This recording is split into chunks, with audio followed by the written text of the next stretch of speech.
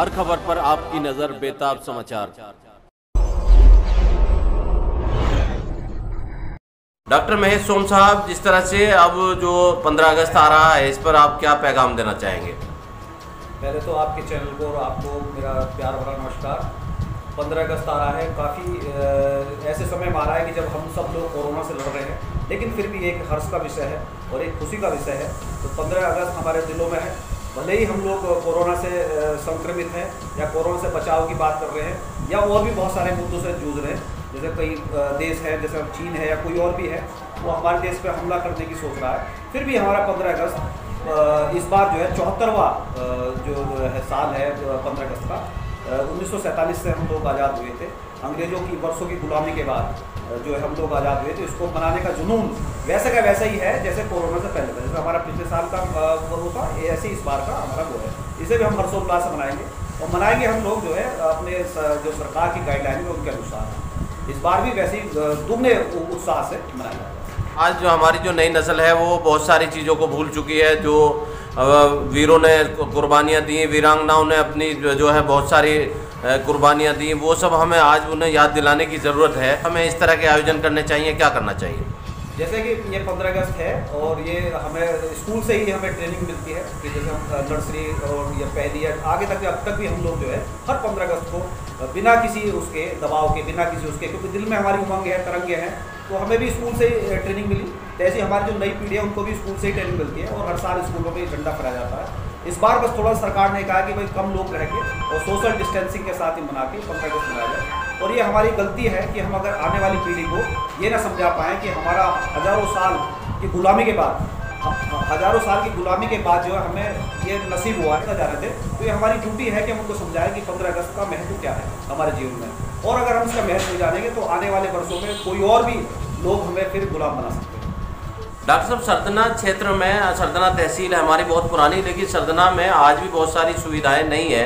तो सुविधाओं का अभाव है, जैसे कि बच्चों के लिए यहाँ पर कोई डिग्री कॉलेज नहीं है और इसके अलावा जो ट्रांसपोर्टेशन की व्यवस्था है, रात को जाने की कोई यहाँ व्यवस्था नहीं है।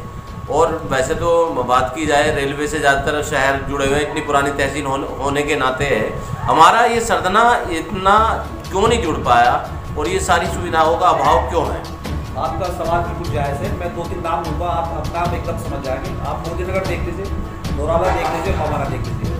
ये तीनों हमसे बहुत छोटे हैं और हमसे बहुत ही पीछे के वो है, लेकिन इनका विकास क्यों हुआ? अगर आज के कोई रहने की बात करना चाहे और कि सरदना मोदीनगर का हमें ऑप्शन दे तो मैं मोदीनगर में रहना पसंद करूँगा। क्यों? तो ये आप देख रहे होंगे कि विकास होता है ट्रांसपोर्ट से। तो हमारे जो सरदना का विकास जो रुका हुआ है वो ट्रांसपोर्ट से। तो यहाँ की लाइफ आप सुबह 5 बजे से मान लो, सुबह 5 बजे से कि शाम के 5 बजे तक की वो है। इसके आगे फिर आपके ट्रांसपोर्ट की व्यवस्था अगर आपकी अपनी है, गाड़ी मोटरसाइकिल अगर आपकी है तो आप जा सकते हो। अगर जैसे हम लोग हैं लो क्लास के हैं, मिडिल क्लास के हैं, अपना अगर व्हीकल नहीं है तो आपका जीवन ब्लॉक है। तो मैं सरकार से चाहूँगा कि इधर भी हमारा ध्यान करें कि ट्रांसपोर्ट की व्यवस्था पर, डिग्री कॉलेज की व्यवस्था पर अगर हमारी एजुकेशन होगी और ट्रांसपोर्ट होगा, तब बिना कुछ कहे, बिना कोई एड दिए, बिना कोई सहायता करे सरकार की ही अपना आप ही ऑटोमेटिक विकास होगा। डॉक्टर साहब, बहुत सारे जनप्रतिनिधि आए आज़ादी से लेकर आज तक, जब स्वतंत्रता दिवस मनाने जा रहे हैं हम, इसके बावजूद तो बात इस पर की जाए कि इतने सालों बाद भी यहाँ डिग्री कॉलेज का ना होना, रेलवे से ना जुड़ा होना, कई बार सर्वे हो चुका, लेकिन रेलवे लाइन सरदना से आज होकर के अभी नहीं गुजरी है।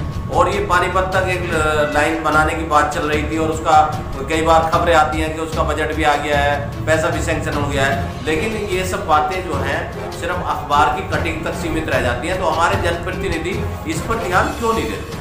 ये हम लोगों ने कई बार जैसे जनप्रतिनिधियों से बात की है और अखबार के द्वारा भी हमने समझा, तो ये लोग उसे उठाते तो है, लेकिन जो सरकार है वो उनके, क्योंकि उनके बहुत सारा काम देखना पड़ता है। एक सरदना ही नहीं, पूरे भारतवर्ष में उन्हें घूमना पड़ता है। जब भारतवर्ष की पूरी वो है कि जहाँ पर उनकी ज़्यादा जरूरत पड़ती है वो शायद वहाँ पर उनको सोच लेते हैं, या ये करूँ कि हमारी जो है उनकी पुरजोर तरीके से अभी तक उठ नहीं पाई है। जिस दिन ये लोग पुरजोर तरीके से उठाएंगे, जैसे हम डिफरेंट टाइप के आंदोलन करते हैं, जिस दिन जनता हमारी सड़कों पर आ जाए, ऐसे आंदोलन के लिए हमें विकास चाहिए या हमें सड़क चाहिए या हमें रेल लाइन चाहिए, मैं समझता हूँ अगले आने वाले 2-3 महीनों में इसका काम हो जाएगा। अभी फिलहाल तो हम इसलिए नहीं कह सकते क्योंकि अब हमारे पे बहुत बड़ा मुद्दा कोरोना का है, क्योंकि सरकार का हमें ध्यान बताना नहीं चाहिए। क्योंकि वो जन सेवा में लगी हुई है। अगर हम बच गए तभी आगे की व्यवस्था होता है।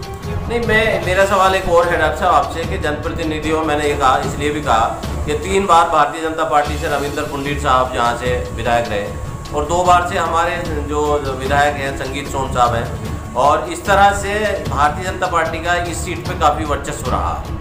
और उस नज़रिए को देखें तो आज भारतीय जनता पार्टी की उत्तर प्रदेश में सरकार है, केंद्र में सरकार है और विधायक महोदय भी यहाँ पर भारतीय जनता पार्टी के।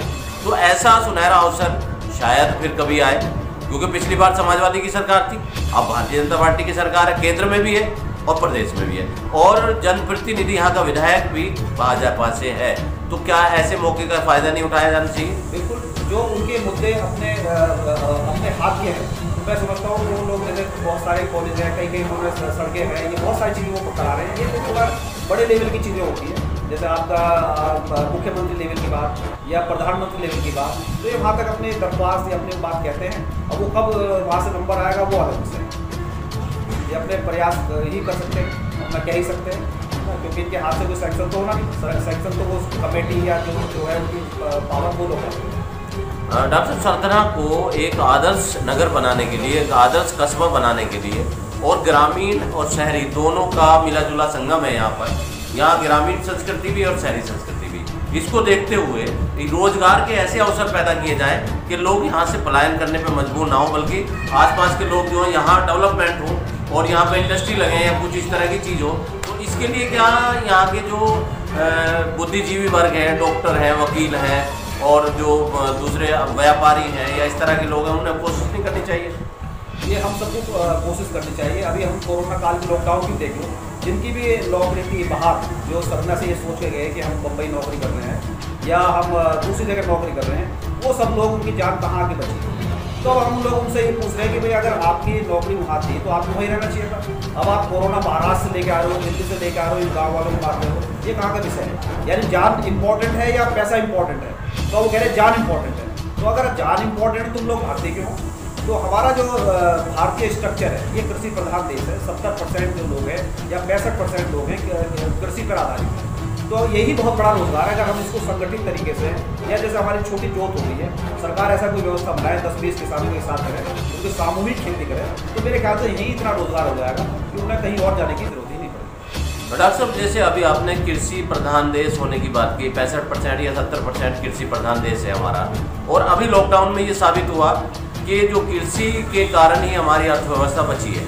जो जितनी भी अर्थव्यवस्था मजबूत है तो वो कृषि की वजह से है। तो हमारे इस क्षेत्र में अगर पशुपालन और कृषि, इसमें मजदूर और हमारा किसान और उसी से जुड़े हुए सब व्यापारी, कर्मचारी सभी आ जाते हैं, तो उनका सबका भला हो सकता है अगर इस पर ध्यान दिया जाए इन दोनों सेक्टर पे। तो इसमें आपकी क्या राय है? मेरा कहना सरकार से यही है कि वो बजाय उद्योग और इनके लगाने के लिए, जिससे जो हमारे युवा वर्ग है ये सोचते हैं कि फैक्ट्री में काम करने से ज़्यादा फायदा मिलता है। अभी हम किसी से पूछ लेते हैं भाई कहाँ काम कर रहा है, भाई साहब मैं सुपरवाइजर है, किसी से पूछो किसी फैक्ट्री में साहब वहाँ पे अफसर हूँ। लेकिन अभी आप देखो लॉकडाउन में कोई भी न्यूज़ उठा के देख लो कि वहाँ से इतने मजदूर पैदल चले, तो वो चाहे सुपरवाइजर था, कुछ था, उनका सरकार ने क्या नाम लगाया, सारे मजदूर वापस आए। तो मेरे हिसाब से ऐसी फैक्ट्रियों में मजदूर बन के या किसी भी नाम लेकर करने के बजाय, जब उनके अपने घर में ही इतना काम है, 70% आपकी खेती है और उनको रोजगार मिल रहा है, तो आपको बाहर जाने की जरूरत नहीं है।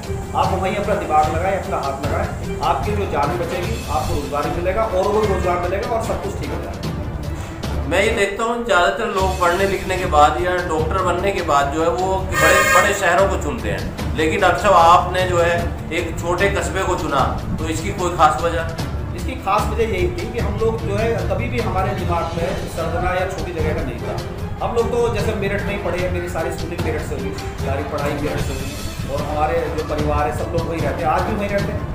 तो लेकिन मेरे दिमाग में ये था जब हम लोग पढ़ रहे थे कि भाई जो अच्छे लोग हैं या जो समझ लो जो जिनका आर्थिक रूप से ज़्यादा पैसा है, वो लोग तो अपना काम कर पाते हैं, लेकिन जो हम जो छोटे, जब हम भी छोटे हैं, तो छोटे लोगों की सेवा कौन करेगा? तो मेरे दिमाग में बस यही सेवा भाव था कि इनको उसी जगह जाकर लो, इनका कोई ना तो टाइम लगे ना इनका पैसा लगे और इनका काम, इनकी जान की भाई जो है सुरक्षित है। यही मेरे दिमाग में था, सेवा भाव। पैसे की कमी नहीं आई। जो भी लोग बाहर भागता है या बड़ी जगह भागता है, वो पैसे के आर्थिक रूप से ही भागता है, यानी उसे ज़्यादा पैसा चाहिए। क्या मैं मतलब? बेताब समाचार से बातचीत करने के लिए डॉक्टर साहब बहुत बहुत शुक्रिया, आपने बहुत अच्छे विचार रखे हैं। थैंक यू, धन्यवाद। आपका भी बहुत बहुत धन्यवाद।